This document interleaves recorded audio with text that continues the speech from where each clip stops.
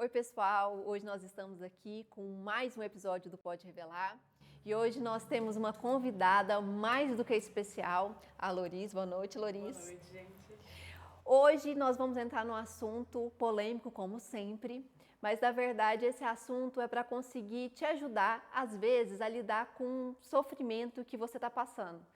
A gente sabe que a única certeza que a gente tem na vida é a morte, mas todas as vezes que nós perdemos alguém que nós amamos, é um processo muito difícil entender essa perda, entender o que acontece depois disso. E a Loris tem uma história muito bonita de superação. Eu adoro a sua história, Loris, admiro todo o processo dela, porque a gente é amiga há muitos anos. E hoje ela vai compartilhar um pouquinho com a gente dessa história que ela viveu, das perdas que ela teve e como que ela conseguiu lidar com o sofrimento e o entendimento disso. Uma grande alegria compartilhar um pouco da nossa vivência com vocês e com nossos convidados que estão aqui hoje. A Stephanie, que trabalha com a gente está aí nessa jornada, e a Loris, que também está nessa jornada com a gente, mas hoje ela está aqui como nossa convidada. O que nós vamos discorrer aqui é como o conhecimento trouxe para a Loris um entendimento das lacunas que dificultava o entendimento total da sua vivência enquanto ser humano e da sua caminhada. Entre isso, aquela dor que é uma das maiores do ser humano, que é a perda de um ente querido e tantas outras coisas. Para mim, é um prazer estar aqui e dividir isso com vocês. Bem-vinda, Loris. Obrigada, gente. É uma satisfação imensa estar aqui. Fico muito feliz mesmo do convite e acho que a gente tem muito para falar hoje. Então vamos lá, pode começar aí dando uma introdução de como é que você chegou até aqui, como é que foi sua jornada, para que aos poucos a gente vá discorrendo tudo isso, para que nossos convidados lá fora também consigam compreender o que é o conhecimento. Nós sabemos que quando a gente diz conhecimento, é algo muito complexo e ao mesmo tempo tão simples, mas que de difícil entendimento num primeiro momento.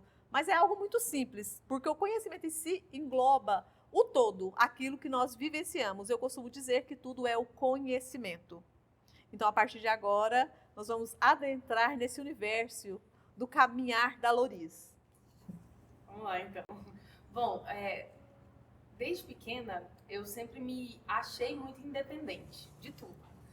Da família, de tudo. Sempre gostei de fazer minhas coisas. E eu não sei porquê, hoje eu entendo porquê, né? Mas eu não sei porquê. Desde pequena, eu ficava me imaginando sem ter as pessoas que eu mais amava do meu lado. Então eu pensava assim, e se minha mãe... se eu perder minha mãe, se eu perder minha irmã, se eu perder meu pai, se eu perder minha avó, se eu perder... Então as pessoas que eram muito importantes para mim, eu imaginava eu sem elas.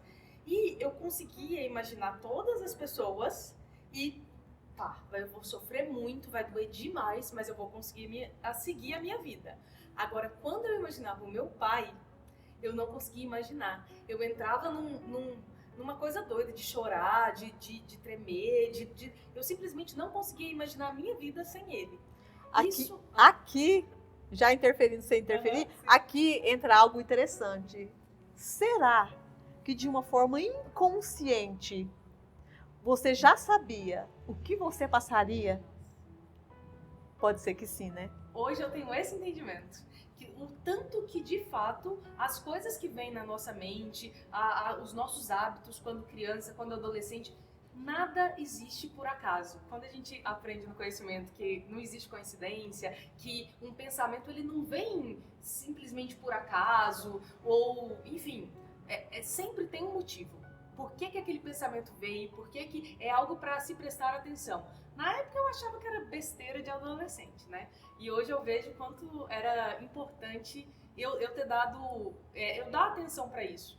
Porque aquilo ali já mostrava o quanto eu não estava preparada para aceitar tamanha perda. Se eu tivesse conhecimento enquanto adolescente, eu já entenderia que esse é um estágio na minha vida que eu já precisava trabalhar desde então. Porque que nível de apego é esse que você não pode viver sem uma pessoa? Porque toda vez que eu me imaginava sem ele, para mim a minha vida tinha acabado. Então era esse o nível. E quando eu completei 16 anos, eu fiz um combinado com ele. Eu morava com a minha mãe e a gente tinha combinado que quando eu completasse os 18, eu mudaria para me morar com ele.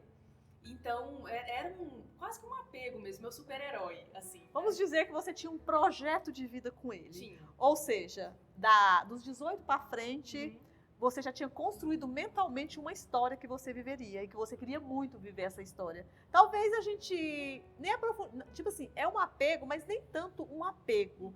Talvez seja um amor mesmo, né? Mas um amor, e normalmente a gente não está preparado para perder amores.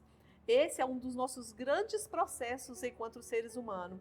Mas a gente aparentemente pensa no apego. Tem sim um certo apego, mas um apego também tem muitas faces. Porque normalmente cada palavra tem 12 faces, para mais 12 possibilidades, ou seja, 144.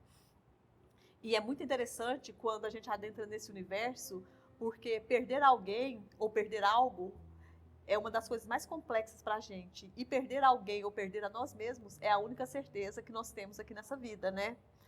E imagina uma garota com 16 anos, com todo aquele projeto ali, de adentrar nessa vida que você almejava tanto aos 18. E aí, continua aí explicando pra gente o que aconteceu. Vou fazer um outro parênteses aqui, gente. Por isso que é bom a gente ter amigos na vida. Porque às vezes a gente começa a se conhecer e muitas vezes você começa a ter percepções errôneas mesmo, erradas sobre você mesmo. E quando você tem amigos que conseguem ver de fora uma situação, eles conseguem mostrar pra você o exemplo de agora. Não, às vezes não é um apego, às vezes é isso, isso e isso. E isso vai clareando. E foi indo lá na frente, depois vindo aqui atrás, basicamente é isso que o conhecimento me ajudou a fazer, a entender todas as faces do que foi a perda para mim.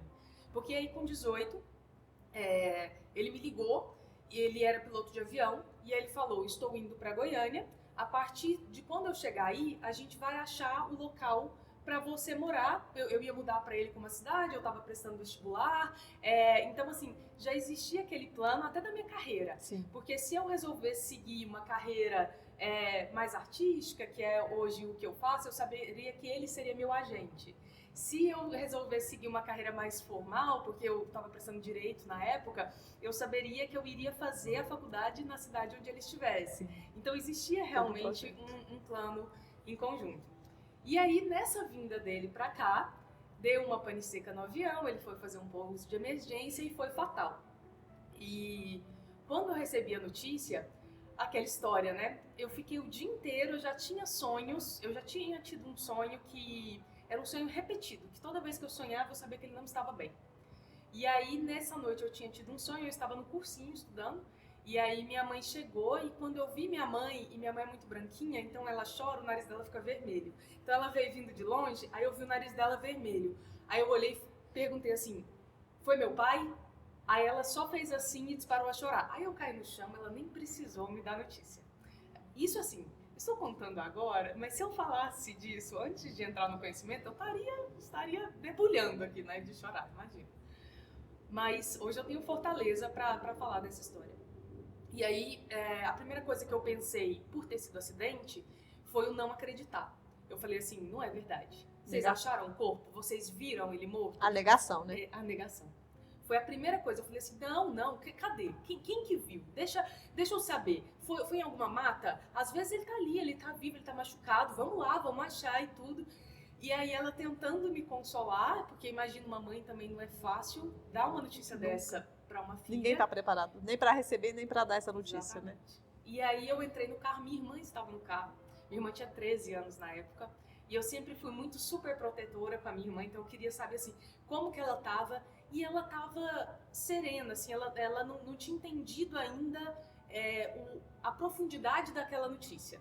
Ela inclusive demorou muitos anos, e hoje a gente conversa super abertamente sobre isso, que ela demorou muito tempo para entender mesmo o que estava acontecendo, como uma criança, né, que estava saindo da Para adolescência? Estava indo para adolescência. E aqui também cabe pontuar algo muito interessante, porque quando nós lidamos com seres humanos, cada um tem uma percepção e uma forma de lidar com as emoções, porque querendo ou não, é um sentimento e uma emoção.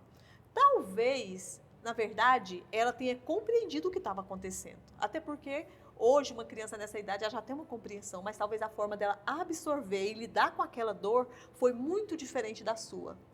E pode ser que você, com a idade dela, teria a mesma dor que você teve aos 16.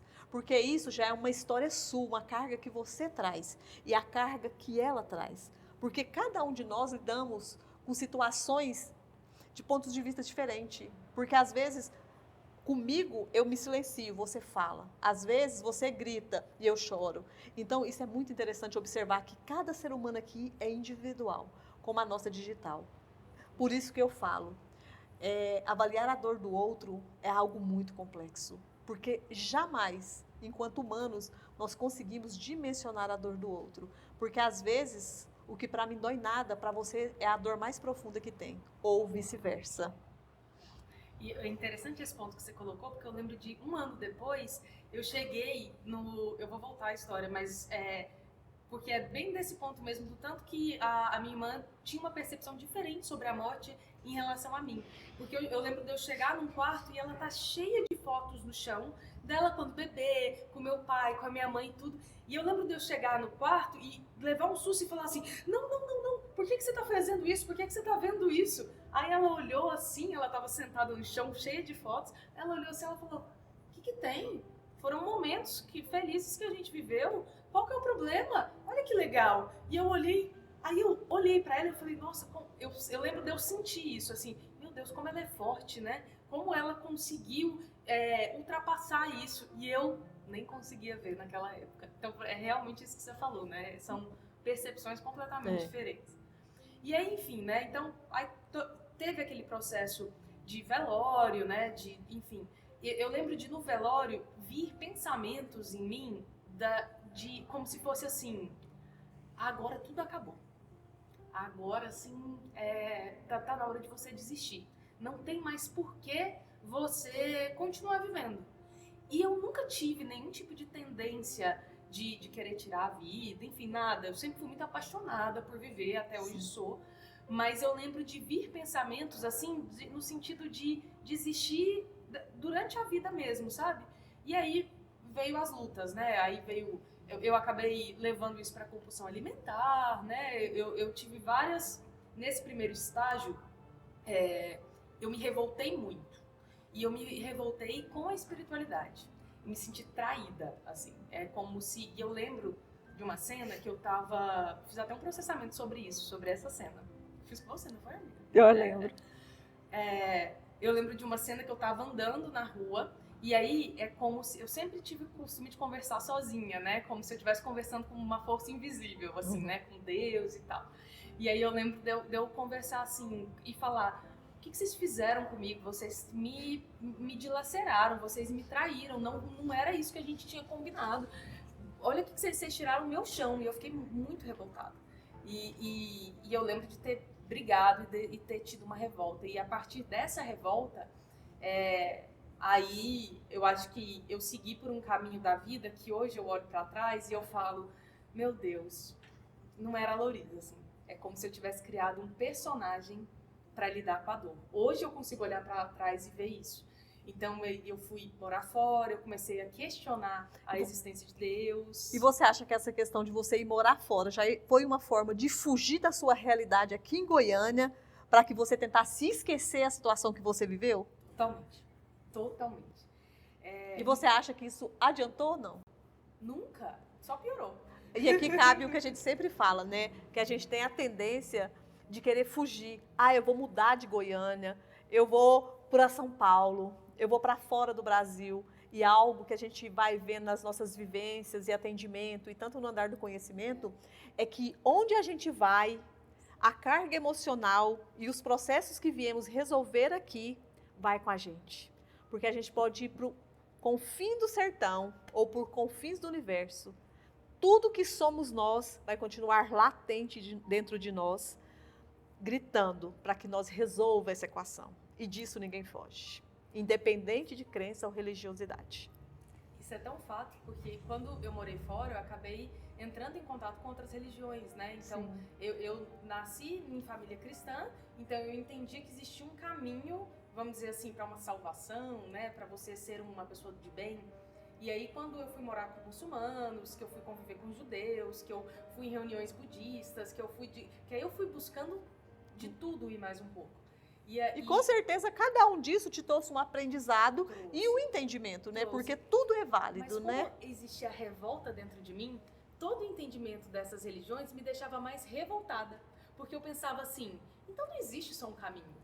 Porque como que aquela pessoa que é tão boa e é muçulmana, ela não tem a salvação e eu tenho só porque eu sou cristã? Isso não é justo. Então isso, eu usava o que poderia me engrandecer para me trazer mais Mais dor. revolta. E aí isso foi uma das formas de eu tentar enterrar, né, aquilo que eu sentia. Uma outra forma também foi com excesso de trabalho e excesso de ajuda social. Aí a gente poderia dizer fuga, né? Total, fuga. Era uma Você não fuga, queria ter assim, tempo para pensar no Exato. seu problema. Exato. Eu tinha 3 trabalhos diferentes e ajudava 3 instituições de caridade diferentes em pontos completamente diferentes da cidade. Então não tinha tempo de respirar. Eu ia ao mesmo tempo que eu estava revoltada com a espiritualidade, eu ia para um local evangelizar. Aí depois eu ia... Não, era completamente um paradoxo, né? Porque você está revoltada com algo, você está usando desse algo para tentar fugir daquilo que não tem como. Poderíamos fugir. dizer que existia um quebra-cabeça com todas as peças embaralhadas. E você tentava encontrar essa imagem para interpretar o que acontecia. Exatamente. E quanto mais você mexia, mais embaralhava. Exatamente. E era bem isso. E 1 ano se passou, 2 anos se passaram, aí eu comecei a buscar em religiões as respostas, né? Então eu chegava em centros espíritas, pedia psicografia, pedia um contato de alguma forma. Eu tinha momentos assim, hoje eu penso, né, quem estava comigo na época, as pessoas me falam, você chegou a beirar a loucura. Porque eu andava na rua sozinha, eu sentia a presença dele, então eu sentia que ele estava do meu lado, que eu poderia pegar na mão dele. Se eu estava num café sozinha, eu sentia que eu estava conversando com ele. Você acredita que a sua própria mente projetava aquilo ou se realmente você sentia? Ou você acredita que a sua própria mente, no desejo latente de ter ele ali, projetava aquilo? Porque te acalmava? Me acalmava muito. E depois? Depois eu senti uma falta gigantesca. Mas ao mesmo tempo, eu costumo entender que todo mundo que é muito bom em comunicação, e eu me considero uma pessoa que sabe se comunicar, a pessoa acaba se convencendo dos próprios erros. Então eu tentava me convencer de que eu já tinha aceitado. Que eu entendia, que eu não sentia falta da presença física, porque eu tinha a presença dele espiritual, vamos dizer assim. né? Mas era uma forjação mental, sabe? Eu subliminava isso e, na verdade, eu ficava pedindo isso. Mas você não sabia naquele momento, Não isso sabia. não era claro para você. Não era claro, não era claro. Naquele momento, eu entendia que eu precisava da presença dele e eu achava que eu sentia a presença da energia dele. Então, eu puxava cada vez mais essa energia, porque eu pensava assim, ele tá querendo se comunicar comigo. E aí você já tinha quantos anos quando isso acontecia? Você Foi perdeu ele com 16? 18. 18. Não, perdi com 18. Ai, 16 Aí, era todo o projeto, né? Entre 19 e 20 isso aconteceu muito. Foram 2 anos assim que eu nunca contei isso pra ninguém, né? Revelações não pode revelar. Acho que nem minha família sabe disso. Mas minha família me ajudava muito, me levando em centros, eu tinha amigos que me levavam. E quanto mais eu buscava esse contato com o mundo invisível, mais eu forjava mentalmente, eu entendia que a minha mente estava puxando ele, estava conversando com ele, estava necessitando dele, e isso eu achava que estava me ajudando num primeiro momento, mas só estava aumentando mais o buraco, porque eu estava pedindo uma presença que não existia mais. E como é que você chegou nesse entendimento? Hoje, olhando para trás, quando foi que deu o clique e você chegou no entendimento que isso, na verdade, era uma forjação? Quando eu entrei na escola e fiz o processamento. Demorou 8 anos. 8 anos. Foi 8 uma anos. longa caminhada. Foi, porque aí depois de passar por isso, eu continuei indo em centros, continuei fazendo trabalhos voluntários, e aí eu cada vez mais eu achava, é o fluxo da vida. A pessoa, ainda falava, dava, né, conselho para as pessoas. A pessoa vem, a pessoa vai, a energia dela fica aqui, de vez em quando ela vem tentar se comunicar com a gente, depois ela vai.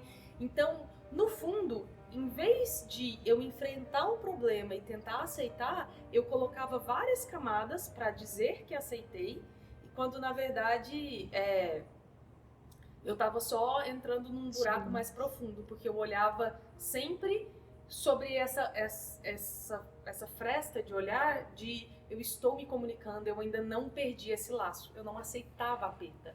Você ainda não tinha aceitado o rompimento, na verdade. Não tinha. E quando você fala que você até falava para as pessoas sobre isso, que a gente passava, que a gente compreendia tudo. Você com você mesmo, existia um sofrimento ou você conseguia subliminar até seu próprio sofrimento? Eu conseguia subliminar o meu próprio sofrimento menos em 2 Momentos. períodos do ano. No aniversário de morte e no aniversário de vida. Mas isso era tão doido na minha cabeça que eu achava que perto do aniversário de vida, eu até esquecia que era o aniversário dele. Mas me dava problemas estomacais, problemas intestinais, eu começava a passar mal. E aí eu nem entendia, nossa, por que hoje eu não tô bem? Ai, acho que eu quero ficar sozinha, ai, acho que eu quero ficar... Ai, será que eu tô de TPM? E quando eu olhava, era a data. Para ver o quanto nós somos programados, né? Pra ver o tanto, porque eu nem tava lembrando dele. Conscientemente, né? Conscientemente, mas inconscientemente o meu corpo tava respondendo de tipo assim, hoje não é um dia bom pra mim. Hoje não é uma coisa, sabe? Sabe uma coisa engraçada que eu vi que você passou e que eu vejo muitas pessoas passam? O processo da revolta. Parece que é injusto, a espiritualidade parece que é injusta, parece que Deus é injusto. Por que Deus levou embora uma pessoa tão boa? Por que fulano morreu dessa forma? Por que foi me tirado de mim? Eu sou tão boa, por que eu perdi isso? E aí começa uma revolta. Só que é engraçado, porque ao mesmo tempo que existe uma revolta, aonde que você busca a resposta? Na espiritualidade. Você se revolta contra ela, mas você busca a resposta nela. Mas é esse o ponto. Tem uma coisa que Jesus fala que eu acho maravilhoso. Ireis, mas não pequeis. Porque eu interpretava isso muito errado durante muito tempo. Eu achava que o ireis era de ir. Tipo assim, vai, vive a sua vida, mas não peca. Até que eu entendi que o ireis, mas não pequeis é se ire. Pode ser de irar, com raiva. Mas não peque. Não use a sua ira como uma justificativa para poder fazer uma ação que você vai arrepender pro resto da vida. Porque já que não existe Deus, já que não existe nada, já que não existe bondade, então agora pode tudo. Porque tem pessoas que levam a revolta para esse ponto, que não foi seu caso. Não, nesse caso não, mas eu cheguei a ficar muito irada. Cheguei a pensar assim, não existe nada. E é engraçado que eu fui chegando, meu entendimento ele foi vindo em camadas. Aí teve um momento que eu tive um entendimento assim, Lourdes, você é muito egoísta. Você acha de verdade que Deus vai vir aqui para querer fazer você sofrer? Minha filha, você acha que você é o último bis do pacote? Entendeu? Que especial você acha que você é? Não, cada um tem seu roteiro. E tudo bem. Só que ainda assim era um tudo bem da boca para fora. Era um saber, mas ainda não ser, né? Isso. Demorou muito. Eu fui entendendo aqui com o passar dos anos. Mas demorou a aceitar aqui. Aceitar aqui que é um processo natural da vida, eu tive que ter muito conhecimento e não é só questão de ter o conhecimento, é de literalmente aceitar o conhecimento. Eu achava muito assim que as coisas eram matemáticas, que 2 mais 2 é igual a 4. Quando você começa real a viver a vida, você começa a entender que 1 mais 1 mais 1 é 1. Não existe, não adianta você achar que vai fazer X e vai ganhar Y. Não é uma equação matemática dessa forma. Aí, o que o conhecimento me ajudou demais a entender foi a questão da reação. Porque as coisas, elas vão acontecer. Independente do que você faça, tem coisas que já são programadas para acontecer. Sim, tem Mas coisas... a maneira como a gente reage, aí é que muda. E aqui é interessante ponderar, né? O processamento, quando você fez o processamento mental, qual foi seu sentimento? Quando você pontua que ali houve uma virada de chave com o processamento mental, ou seja, você vinha sofrendo há quantos anos com isso? 8 anos. 8 anos. E você fez a sua primeira sessão de processamento. Foi. E onde é que você pontua aí que o processamento foi essa virada de chave? O que ele te proporcionou? Ainda não... Eu não posso nem falar assim, o processamento foi o início da virada de chave. Sim, mas uma virada. Quando você vira a chave, depois você percorre o caminho. A virada que eu falo é quando você consegue dar a partida para mudar para outra. Primeiro foi quando eu voltei na cena do velório, de saber a notícia, eu descobri que não tinha nada muito ok comigo, não. Eu achei que estava tudo bem, eu achei que eu tinha aceitado, eu dava... conselho para as pessoas Eu lembro de algumas frases que pessoas me falaram na época que eu falava para as pessoas, que era assim, realmente quando você perde alguém, a dor nunca passa, ela ameniza. Ou seja, era como se ali existisse uma ferida que criou uma película superficial, mas embaixo estava sangrando, estava necrosado ali ainda. E era tão, já era tão aceitável para mim que essa dor ia existir por o resto da minha vida, que eu dava esse conselho para as pessoas, olha, a dor, ela com o tempo ela vai amenizando, mas ela sempre vai estar ali. E hoje eu tenho uma percepção completamente diferente. A dor deu lugar ao agradecimento da oportunidade que de fato eu tive de conviver com uma pessoa tão maravilhosa e que Deus me deu esse presente, de ter ele como pai.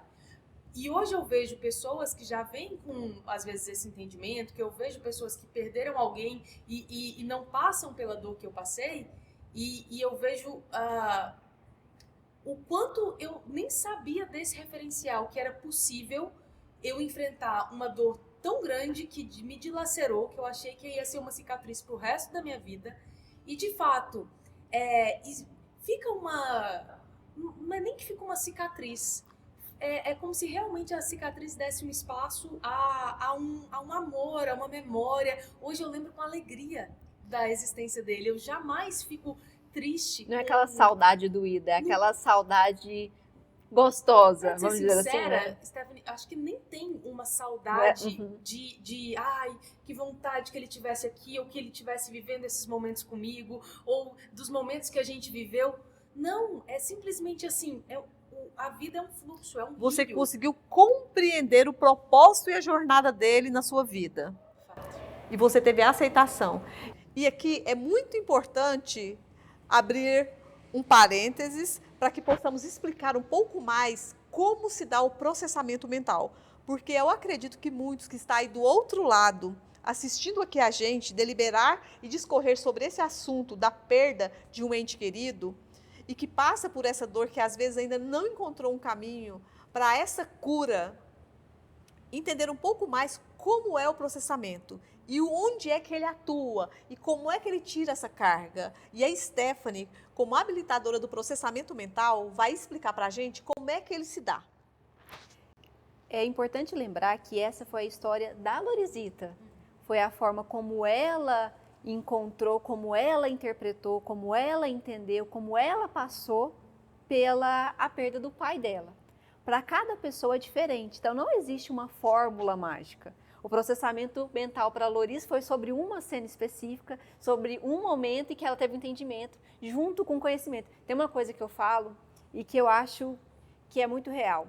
Nem só o processamento vai mudar a sua vida, nem só estar numa escola de conhecimento vai mudar a sua vida. As duas coisas atreladas é que vai conseguir te dar uma nova percepção. Por isso que você fala assim, foi o início, foi o que me deu... Foi quando você percebeu o seu sentimento, percebeu você, e quando essa carga retirou, seu olho abriu. Só que depois, o que o processamento faz?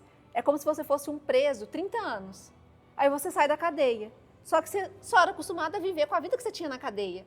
Você só era acostumado a viver com aquele sentimento, com aquela ferida. Quando você sai para o mundo, quando você se liberta do que te prende, e agora? Você tem que lidar com a liberdade. Com responsabilidade. E muitas vezes hoje eu olho para trás e vejo que no fundo eu tinha medo dessa liberdade. Porque eu pensava assim, tá, e se eu superar isso? No fundo, eu pensava assim, mas aí eu vou ficar sozinha. Porque eu vou ficar sem a presença dele. Porque como eu puxava muito a memória, E aqui cabe outra coisa interessante de pontuar. Porque quando você fala assim, porque aí eu vou ficar sozinha. E a Loris, gente, ela tem família. Ela tem mãe, ela tem irmã, ela tem avós, ela tem tios, ela trabalha. Para você ver o quanto a nossa mente cria situações reais, não reais. As situações não são reais, mas ela faz com que a gente acredite nessa realidade que ela construiu para a gente. Porque a Loris, ela tem família, ela tem trabalho, e ela acreditava que se ela perdesse essa dor, ela ficaria sozinha, ela não teria ninguém.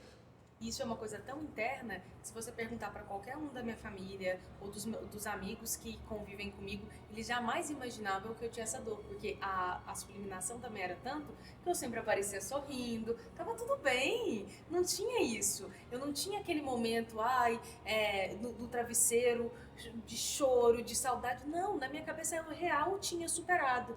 Só que eu tinha superado, mas eu precisava da presença dele.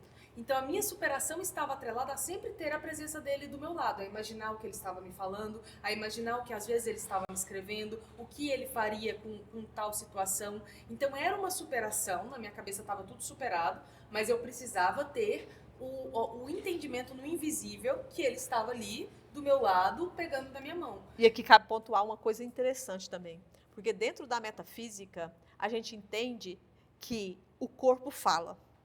E quando a Loris, lá no começo, ela disse de compulsão alimentar, ela trouxe que ela teve compulsão alimentar. E o que a compulsão alimentar vai fazer com que você armazene gordura? E o que é essa camada de gordura? Nada mais é que uma proteção que você cria para tentar satisfazer ou inibir o seu sofrimento. Isso é muito interessante pontuar, porque ela fala, todos me viam sorrindo, mas o corpo dela estereotipava o verdadeiro processo que ela estava passando. Porque não era a compulsão alimentar em si, mas o que isso promovia no corpo dela.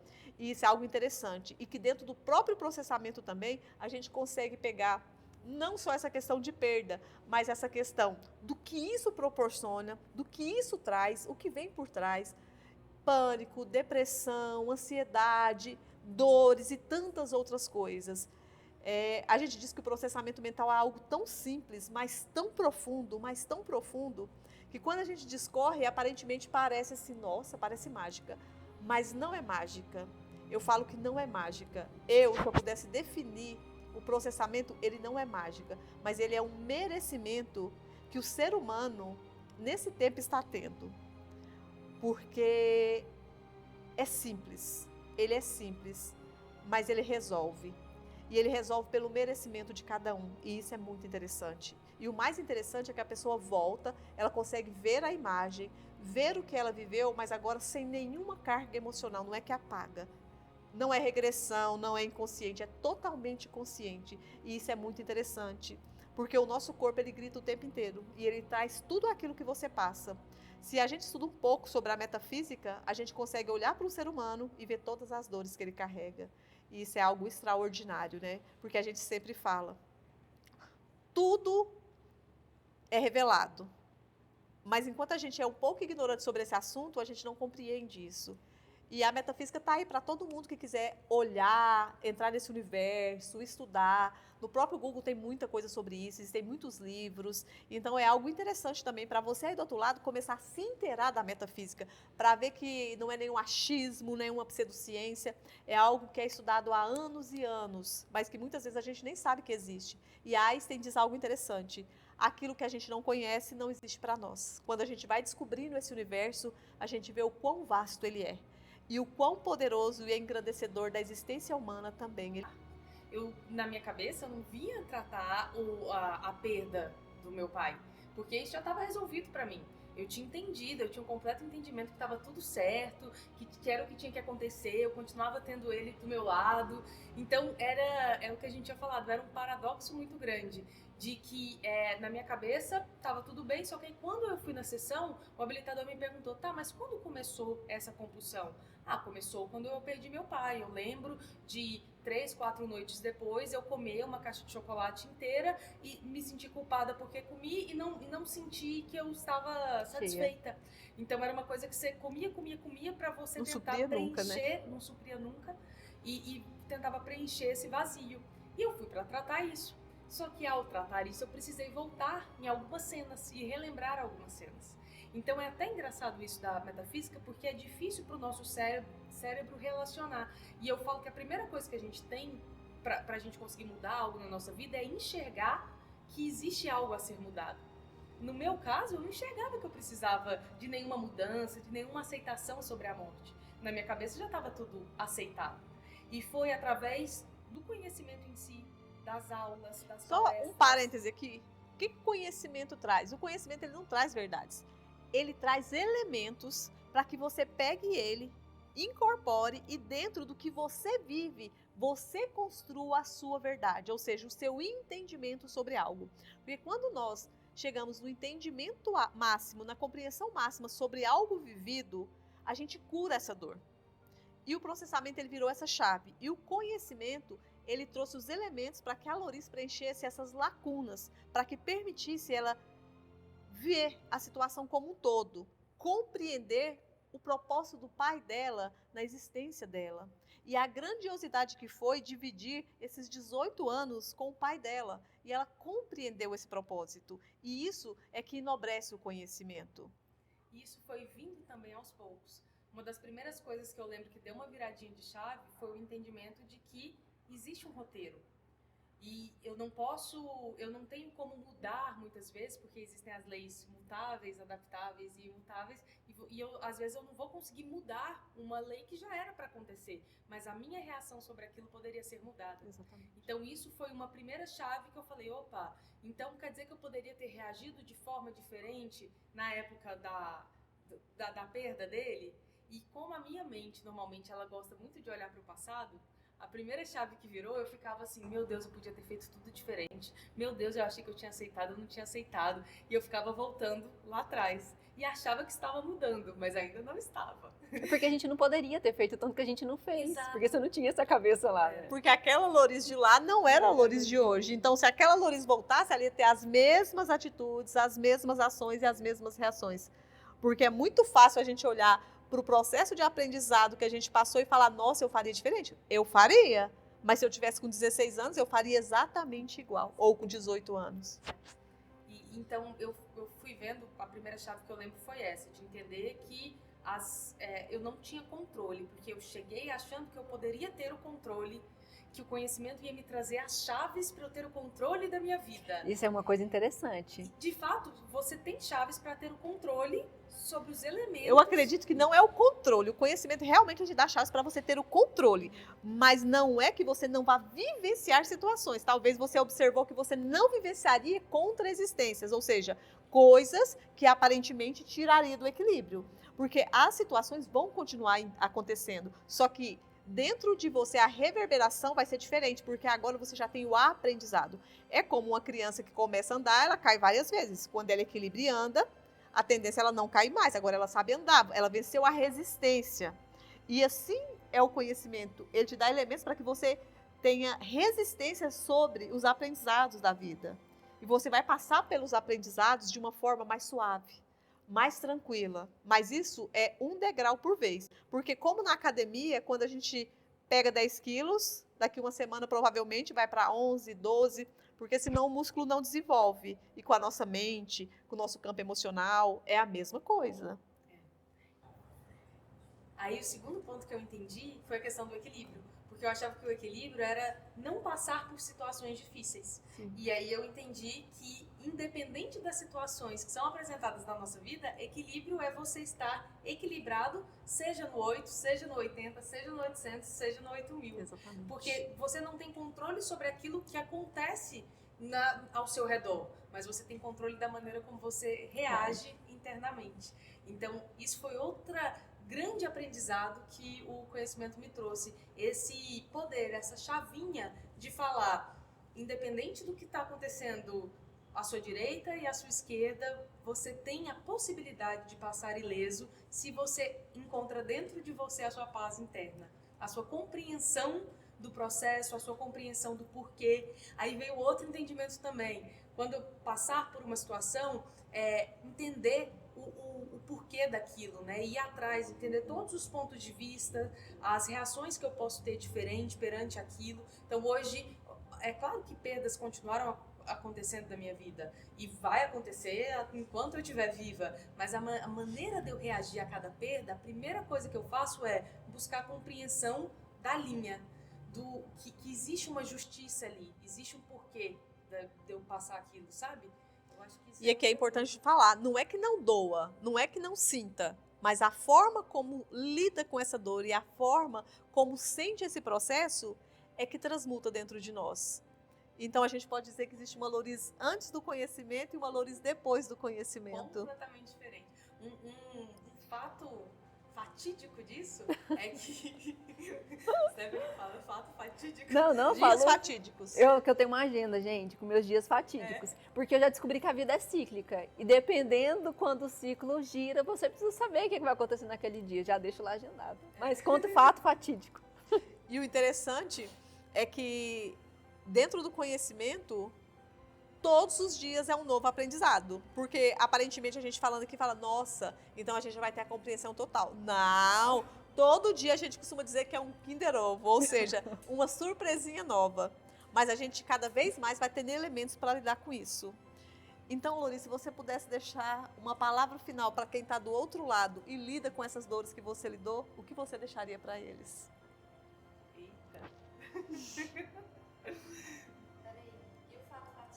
Bom, o fato fatídico foi que eu sempre trabalhei com questões comportamentais, né? Então você faz testes e eu tinha feito meu Enneagrama, e Enneagrama é uma coisa que não se muda normalmente, né? Você precisa passar uma coisa muito catastrófica para conseguir mudar, e olha lá, tem gente que fala que nem muda, que é um perfil comportamental que meio que você nasce com ele, como se fosse quase um signo. Sim. E aí tem os números e tal, e depois que eu entrei no conhecimento, meu Enneagrama mudou. Então coisas aconteceram porque de fato a minha percepção, o meu posicionamento, o meu entendimento sobre a vida mesmo, sobre a minha vida, o meu roteiro, deu um 360, deu um 180, né? Porque foi de um ponto para outro, deu um 180. E é isso. E qual palavra você deixaria para o pessoal que está em casa, nos assistindo? Nossa, nem pensei não, mas o que eu acho que eu posso falar é que perder alguém que você ama não é fácil em nenhum momento da sua vida, independente do tamanho de conhecimento que você tem. A gente, como ser humano, a gente gosta de ter perto, de ter contato com aquilo que nos faz bem. Mas quando você entende que existe uma linha existencial muito maior do que essa que a gente vive aqui, quando você consegue olhar com o olhar de cima e não com o olhar da terra, você consegue atingir níveis de compreensão em que só vira gratidão pela oportunidade de ter passado e de estar passando essa experiência que a gente chama de experiência terrena. E você, Stephanie? Eu queria pontuar que eu acho que a sua história é maravilhosa. Eu amo a sua história, Luizita. Admiro todo o processo de superação, mas o que fez realmente você, vamos dizer assim, mudar completamente foi porque você quis. Então, não é mágica. Você não vai passar por um momento, virou a chave, tudo aquilo foi tirado de você. A Loris falou, é um processo, porque é um processo de autoconhecimento. E quanto mais você se conhecia, mais você se libertava. E você começava a perceber que não era só a dor da perda de alguém. Era de várias coisas que ia mudando na sua vida. E você ia mudando, e o seu significado sobre as coisas ia mudando. E você ia se transformando como um todo. Então, quando você, por mais que no começo você falou assim, eu busquei o processamento porque eu queria tratar minha compulsão alimentar. Eu não podia chegar para você e falar assim, sua compulsão é por causa da morte do seu pai. Então, a pessoa tem que chegar nesse entendimento sozinha, porque é o autoconhecimento. Então, no processamento, às vezes você não sabe o que você vai tratar. Às vezes você quer tratar uma compulsão, mas na hora que a gente fala assim, fecha seus olhos e volta para o momento que te trouxe dor, trauma, desconforto. Nesse momento, a imagem vem. Nesse momento, você sabe o que pega. E no seu habilitador não precisa te contar. Você sabe, você sente, você vive aquilo. E aí você começa a se tratar. Só que igual eu falei, você saiu de uma cadeia. Mas como é que vive na vida? Teve o conhecimento, foi quando você passou seu princípio 1, seu princípio 2, e você foi ganhando elementos, você foi fortalecendo seus princípios, você foi entendendo as suas virtudes. Porque a gente às vezes tem a falsa sensação de que achar que saber quais são as virtudes é falta de humildade. Na verdade, a humildade está também em compreender o seu tamanho, compreender as suas virtudes e as suas não virtudes. Só que a gente acha que é falta de humildade saber as suas virtudes. Não! Entra a ser humilde, você saber quem você é. E nisso você foi aumentando o seu tamanho foi maior que o tamanho da sua dor. Então, quando você quer superar uma dor, você primeiro precisa conhecer você, para que as suas virtudes sejam maiores que os seus problemas, para que você seja maior do que tudo aquilo que te prende. E o conhecimento vai te ajudar nisso. Às vezes você vai ter a virada de chave na sua primeira sessão. Às vezes você vai ter a sua virada de chave no seu primeiro treino dentro de um P1. E às vezes você vai ter uma virada de chave lá fora, com alguém te falando uma palavra e você entendendo. Mas primeiro você precisou de uma semente que foi plantada, às vezes na sua sessão ou às vezes numa aula. A gente nunca sabe. Mas Não ache que as coisas acontecem como se fosse um milagre. Não. As coisas acontecem mediante ao preço que a gente está disposto a pagar. E às vezes não é fácil deixar uma dor. Porque igual você falou, se eu tirasse a minha dor, eu ia ficar sozinha, a nossa dor se torna a nossa bengala. Eu não posso fazer isso porque dói, eu não posso fazer isso porque eu carrego isso, eu não posso fazer isso porque eu carrego isso. Se você tirar a justificativa da dor, você não pode por quê? Não tem mais razão. Então, por isso que você tem que querer pagar o preço e entender que não é um milagre. Mas é essa resposta que eu deixaria para cada um de vocês. Não existe milagre na Terra. Existe merecimento. E o merecimento você conquista pelo preço que você está disposto a pagar. E você estava muito disposta. E o conhecimento é isso. O conhecimento ele é capaz de tirar de um nível de consciência e te levar para outro nível de consciência. E aqui nós finalizamos o nosso Pode Revelar, que tivemos a honra de receber a Loriz. Obrigada, Loriz. Eu que agradeço. A Stephanie. Obrigada, pessoal. Obrigada. E aqui nós ensinamos e aprendemos todos os dias. Não só quando estamos aqui, fazendo o nosso Pode Revelar, mas todos os dias da nossa vida. E caso sobre você tenha alguma dúvida do que foi falado aqui, alguma questão da sua vida que você queira discorrer com a gente, pode deixar nos comentários que nós estamos aqui para responder cada um de vocês. Muito obrigada.